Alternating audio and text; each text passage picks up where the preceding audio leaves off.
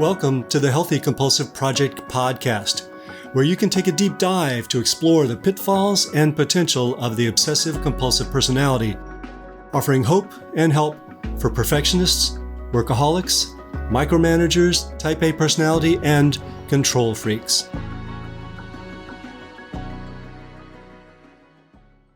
Yes, it's that time of year again when everyone is supposed to be happy, and many people just aren't. A season supposedly about hope that actually breeds dismay. For those with obsessive-compulsive tendencies, it can magnify their attempts to control and be perfect, and that can be very disappointing. So I'm offering this episode for compulsives from 1 to 92. Although it's been said many times in many ways, may your holiday expectations be soulful, gentle, and easily fulfilled. Following this first part of the episode, I'll share with you what happened when Ebenezer Scrooge, the main character from Charles Dickens' book A Christmas Carol, visits psychiatrist Carl Jung to get his dreams analyzed. Scrooge needed to have his holiday expectation raised, just a bit. The result is a light-hearted look at holiday enlightenment, sure to move you toward the healthy end of the compulsive spectrum. This is episode 22 of the Healthy Compulsive Project podcast, managing holiday expectations for the obsessive-compulsive personality, followed by a report of what happened when Carl Jung analyzed Ebenezer Scrooge, the archetypal obsessive-compulsive and symbol of transformation. Have the best holiday ever. Yeah, right. Don't even think about trying to make that happen. Sure, it's nice to try to choose the perfect gift, card, or steamy stocking stuffers, or try to host the perfect meal or party, but bring too much controlling, driven energy to it, and you may bring about the very thing that you're trying to avoid, the dreaded disappointment that it's not the best holiday ever. If you're compulsive, driven, obsessive, or type A, holiday expectations can easily trigger your default defense mechanisms, control, and perfectionism. You may expect too much of yourself in trying to make the holiday jolly. Or, as we'll see later, you may give up and shut down, trying to keep it from being gloomy. There may be a lot of moving pieces in your situation, and pieces don't always move the way we want them to. It's more like the wild and woolly crowds at Walmart on Black Friday morning than a staid and stable jigsaw puzzle with cozy fireplace scenes. Take people. They tend to get rushed, rattled, and rude in their quest for gift-giving precision. For some reason, they seem to feel entitled to break the rules even more than usual during the holiday madness. Wait in line? Forget about it. Civility? I'm too busy. Consideration? That's so passé. And it can make things worse for compulsives if we expect others to honor the rules we've set up in our own minds. Our rigid ideas about the way things should be often get us into trouble. Years ago, when our kids were young, we had lots of family over to celebrate and exchange gifts. I had the holiday expectation that we would go around the room in order and pay attention while each person unwrapped their gifts one at a time. My fantasy was doomed to failure. No one followed the rules I had concocted in my own head, and I did not have the best holiday ever. Thankfully, I have since learned to go with the flow, chaotic though it may be, at least when the gifts are being unwrapped.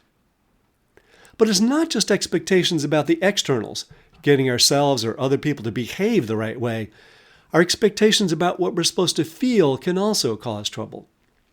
For some of my clients, the holidays are, at best, endured. It's a dark time because they feel so much pressure to be happy. This is a different sort of perfectionism, the attempt to perfect our personal mood. The result is a seasonal commandment. I should be able to will myself to be happy during the holidays. To the extent that you can control happiness, it's cultivated gently over time, not flipped on like a light switch when the holiday industrial complex tells you you should. The real key elements of happiness are self-acceptance, self-compassion, and gratitude, not commandments and attacks. We need a new bumper sticker campaign. Keep perfectionism out of Christmas. As I've written before, I'm not against attempts to be perfect, just the shoulds and needs that too often glom onto it. Perfectionism can be used consciously and healthily to get closer to our goals, but too often it's like a disease that takes over and kills its host. but it is possible to go too far in the other direction.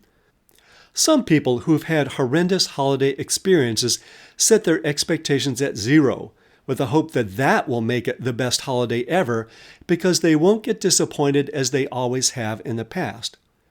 That's the approach Ebenezer Scrooge took in Charles Dickens' Christmas Carol. Bah, humbug! And we'll be talking more about Scrooge later in this episode. Abandoning all hope is really just another way of controlling, trying to manage feelings on the inside by not expecting anything good to happen on the outside. I can see that even if I convince you to try not to hope too much or too little for yourself, many of you will still be terrified that you might disappoint someone else. The kids! You Grinch! I hear the accusation. How can I argue against efforts not to disappoint kids at the holidays? Easy. I'll argue by suggesting that stressing yourself for your kids is not good for your kids. And I'll argue that if your kids never experience disappointment, they'll never develop resilience. I suspect that the more pertinent question might be whether you can tolerate disappointing them, rather than whether they can tolerate the disappointment. Maybe you could give them the gift of your presence, contentment, and gratitude instead. Perhaps this will appeal to your perfectionism in a healthy way.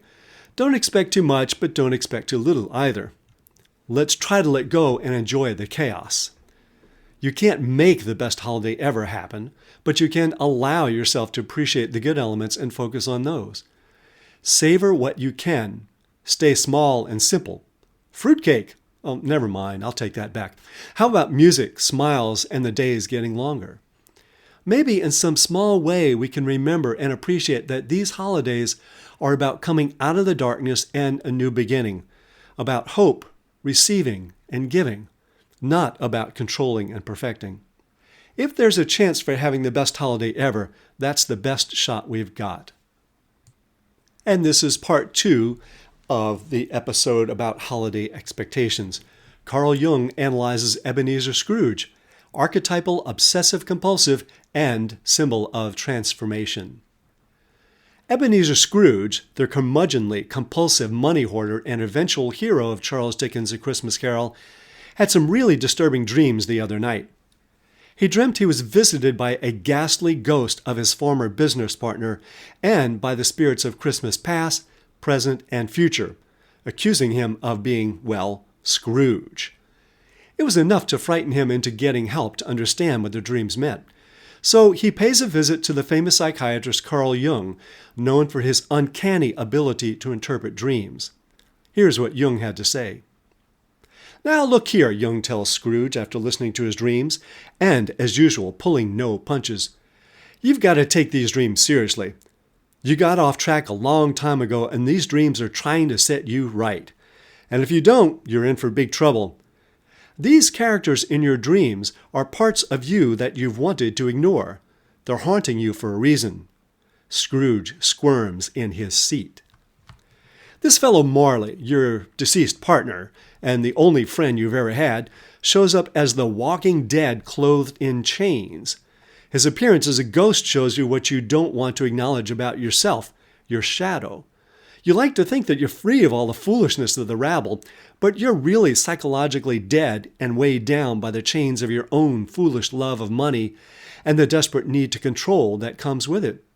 You think you're smarter than everyone else, but your unconscious is showing that you've got your problems too. Scrooge looks at him like a puppy hoping desperately for a hug. This young lady Belle, yes, the one that you fell in love with, she left you when your love of money outstripped your love for her. At that point, you lost not just her, but your own soul, your own feminine side, the side that appreciates feeling and connection with other people. And remember, Belle means beauty. When was the last time you stopped to appreciate something beautiful? Scrooge looks down at the floor, blank and ashamed. Right, just what I thought.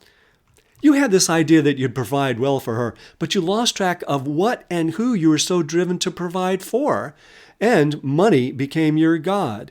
You forgot what was important. Of course you chose money over people. Given what you went through, people felt undependable to you, and it seemed like you could rely much more safely on money. It's understandable, but it won't do. You can't live alone and stay sane. Scrooge nods sadly.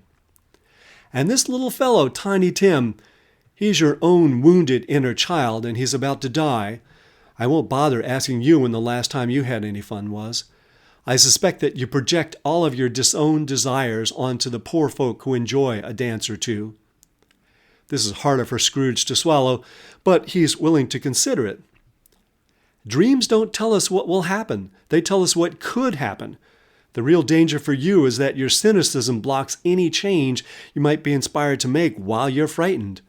It shows all too well in your disdain for Christmas, your scorn for the possibility of something new coming into the world, and for light coming out of the darkness. You compulsives tolerate far too much unhappiness. I see that these dreams have frightened you to death and you're ready to change. But beware falling back into your old habits once the new fear wears off and the deeper, older fears of being let down by people come back. You have a compulsive personality, and you have great potential because of that. You've got a lot to give: money, drive, energy, and talent. I suggest that you recall what these were originally meant for and go use them for something worthwhile. Do that, and I promise you these ghosts won't disturb you anymore. Scrooge brightens up and, cautiously optimistic, shakes Jung's hand as he leaves. He walks out visibly encouraged and a little wiser. A Christmas Carol must be the most obvious morality play ever to knock on our door. But despite its obviousness, the story continues to draw us. It's archetypal. It tells the story of transformation that occurs when we listen to what the unconscious tells us through dreams and other signals. And Scrooge stands as a symbol of that. I think we should make him the patron saint of compulsives because he started at the extreme unhealthy end of the compulsive personality spectrum and moved to the healthy side. He learned to share his psychological resources instead of hoarding them, and to use them for good rather than just to shore up his insecurity. If we can see beyond Scrooge the caricature, we might see that in some small way we might be like Scrooge.